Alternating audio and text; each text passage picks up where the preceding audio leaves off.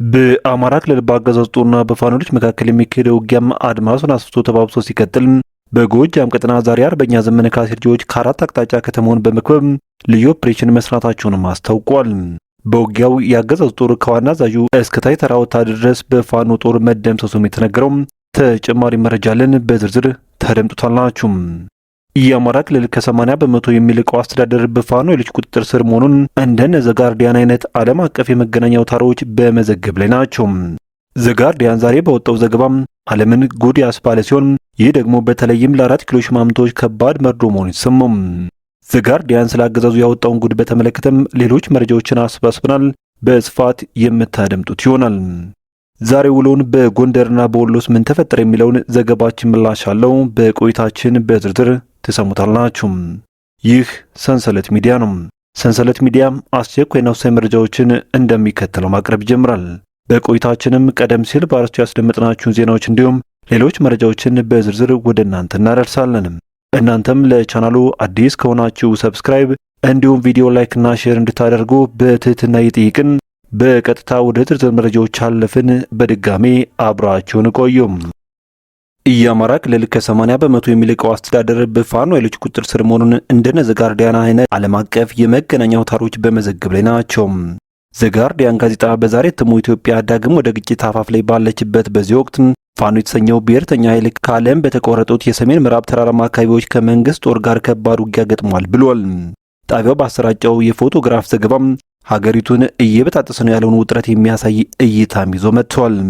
በአማራ ክልል የተፈጸሙ ስላሉ የሰብአዊ ድርጊቶች፣ ስላለው ሰብአዊ ቀውስና የፋኖ ትግል ዙሪያም ዘጋርዲያን ኢንሳይድ ኢትዮጵያን ፋኖ ኢንሰርጀንሲ በሚል ርዕስ ዛሬ ባቀረበው የፎቶ ዘገባም ጸሐፊው በወሎ አካባቢ የፋኖን ማሰልጠኛ ቦታዎች እንደጎበኝና ህዝብ ላይ ተፈጸመ የተባለውን ሰብአዊ መብት ጥሰት መረጃዎችን ማሰባሰቡንም ገልጿል። የአማራ ፋኖ አብዛኛው የሚሆነውን የአማራ ክልል በተለይም ገጠራማ አካባቢዎችን እያስተዳደርሁ እገኛለሁ ማለቱንም ከመሪዎቹ መስማቱን እማኝ በማድረግ ዘጋርዲያን ዘግቧል።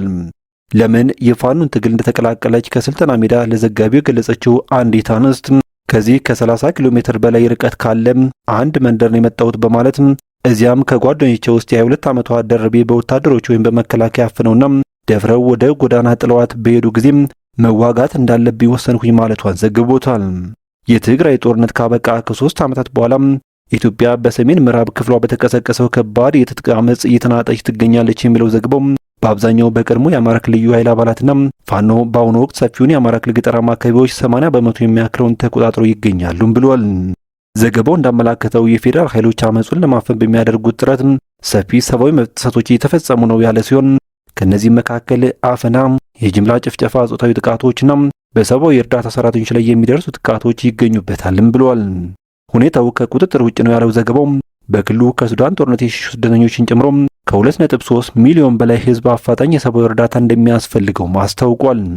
ይህ ሁሉ የተጀመረው በአንድ ወቅት የፌዴራል መንግስት አጋር የነበረው ፋኖ ከትግራይ ጦርነት በኋላ በፕሪቶሪያው የሰላም ስምምነት ክህደት እንደተፈጸመበት ማመኑን ተከትሎ ነው ያለ ሲሆን በተለይም መንግስት የክልሉ ልዩ ኃይሎችን ለመበተን መወሰኑ በአማራ ተዋጊዎች ዘንድ እንደ ቀጥተኛ የጸጥታ ስጋት ተወስዷል ያለው ዘገባው ይህን ጉዳይ ጥልቅ የክህደት ስሜት ሲልም ገልጾታል። በሺዎች የሚቆጠሩ የቀድሞ ልዩ ኃይል አባላትም የፋኖን ጦር በመቀላቀል ወታደራዊ ልምዳቸውና ትጥቃቸውን ይዘው ቢያንስ የ20,000 ተዋጊዎችን ኃይል እንደፈጠሩም ገልጿል። ፋኖ ራሱን የአማራ ተከላካይ አድርጎ የሚቆጠር ሲሆን ግቡም ከክልሉ ሙሉ ቁጥጥር አንስቶም የአብይ አህመድ መንግስት እስከ መጣል ይደርሳል ይላል ሪፖርቱ። ዘገባው እንዳነጋገራቸው አካባቢ ነዋሪዎች ንጹሃን ዜጎች በግጭቱ መሃል ሆነው ከባድ ዋጋ እየከፈሉ ነው ብሏል።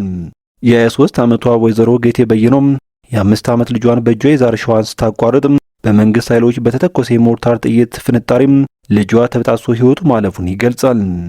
በህይወት እንድኖር ምክንያት ሰጥችኝ፣ በህይወት የተረፈችው ልጄ ብቻ ናት ስትልም ጌቴም ለሪፖርት ተናግራለች። በተመሳሳይ መልኩ ሌላ ነዋሪ ደግሞ የ83 ዓመት እናታቸው በፌዴራል መንግስቱ ድሮን በተመታው ቤታቸው ውስጥ እንደተገደሉ መስክረዋል። እነዚህ ጥቃቶች በዙ ዘንድ በማዕከላዊ መንግስቱ ላይ ከፍተኛ ቁጣ የቀሰቀሱ ሲሆን ለፋኖም ህዝባዊ ድጋፍ እንዲጨምር አድርጓል ብሏል ዘገባው። ወደ ሌሎች መረጃዎች ስንሻገር ደግሞ የ88ኛ ክፍለ ጦር የተሳካ የመጀመሪያ ኦፕሬሽኑን በማካሄድ ታላቅ ድል ማስመዝገቡን አበሰረም።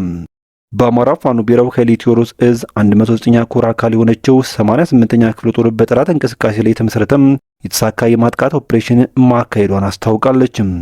ህዳር 22 ቀን 2018 ዓ.ም ያገዛዙ ጦር የለመደ የጥፋት በትሩን ህዝባችን ላይ ለመፈጸም ከሌሊቱ 9 ሰዓት ከምዕራብ ጎጃም ወንበር ማርሰ ከተማ ሽንዴ መነሻውን አድርጎ ወደ ኮኪ ቀበሌ ተንቀሳቅሷል የሚለው የፋኖ አመራሩ መረጃም የጠላት እንቅስቃሴና ፍላጎቱን በመለየት የክፍለ ጦሩ ወታደራዊ ኦፕሬሽናል ክፍል መሪዎች የጠላት እንቅስቃሴ ላይ የተመሰረተ የማጥቃት እቅድ በፍጥነት በማቀድ ወደ ስራ ገቡም ብሏል።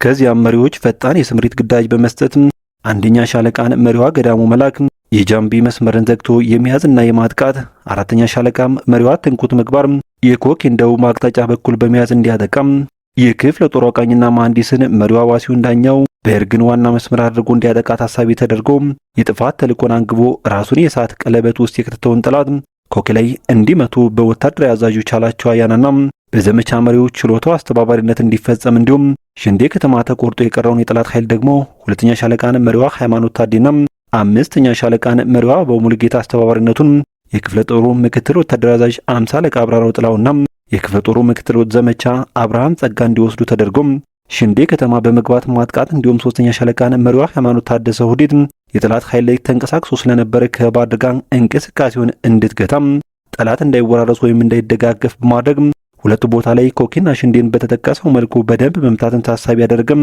የኦፕሬሽን ግዳይ ተሰጥቶ በተሳካ ሁኔታ መፈጸሙንም ገልጿል።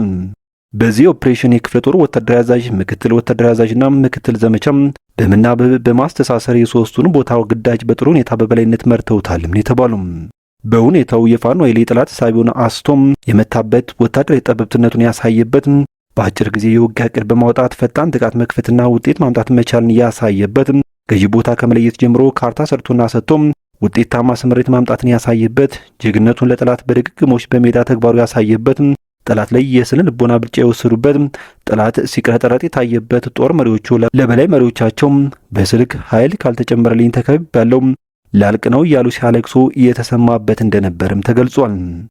በሌላ መረጃችን በማዕከላዊ ጎንደር ቡርባክስን ዳዋዳሞትና ምንዝሮ ላይ በተደረገው ውጊያም 12 ያገዙ ወታደሮች ሲገደሉ ከ17 በላይ የሚወስድ ደግሞ መቁሰላቸው ሰምቷል። በሰሜን አማራ ቀጠና በላይ ዘለቀ ዕዝ ዳግማዊ ቴዎድሮስ ኮር ስር የሚገኘው ግዙፉ የጎንደር የበጋሻው ክፍለ ጦር ትናንት ዳር 22 ቀን 2018 ዓ.ም በጠላት ላይ ከባድ እርምጃ በመውሰድ ታላቅ ድል መቀዳጀቱን ሚዲያችን ከክፍለ ጦሩ ህዝብ ግንኙነት መምሪያ ለማረጋገጥም ችሏል። በማዕከላዊ ጎንደር ጠዳም ከማክሰኝትና ከደጎማ ከተሞች ተሰባስበው በዞኑ ስር ዳዋ፣ ዳሞት፣ ምንዝሮና ቡርባክስ በተባሉ አካባቢ ላይ በከባድ መሳሪያ ታግዞ ጥቃት የከፍቶ የነበረው ያገዙ ኃይል ከወደ ፋኖ የተከፈተበትን የጸረ ማጥቃት መቋቋም አቅቶት ሙትና ቁስለኛውን ማንሳት እስኪያቅተው ድረስ ተመቶ መፈርጠጡም ተረጋግጧል። ትናንት ከንጋት ጀምሮ እስከ ቀኑ 9 ሰዓት በተደረገ በዚያው ውጊያም በጎንደር የበጋሻው ክፍለ ጦር ስር ፋሲለደስ ቃኘውና ጎንደር ብርጌድ የተሳተፉ ሲሆን በኦፕሬሽኑ ከ12 በላይ ጠላት ሲገደል ከ17 በላይ የሚወስድ ደግሞ ክፉኛ ቆስለዋል ሲል ህዝብ ግንኙነቱ ገልጿል። የተከበራችሁ ቤተሰቦች ከሰንሰለት ሚዲያ ለምሽት የነበሩን መረጃዎች እነኝን ይመስሉ ነበር። በቀጣይ በሌሎች ዜናዎች እንዲሁም ጥቆማ እስከምንገናኝ በያላችሁበት የዓለም ጫፍ በሰላም ቆዩኝ።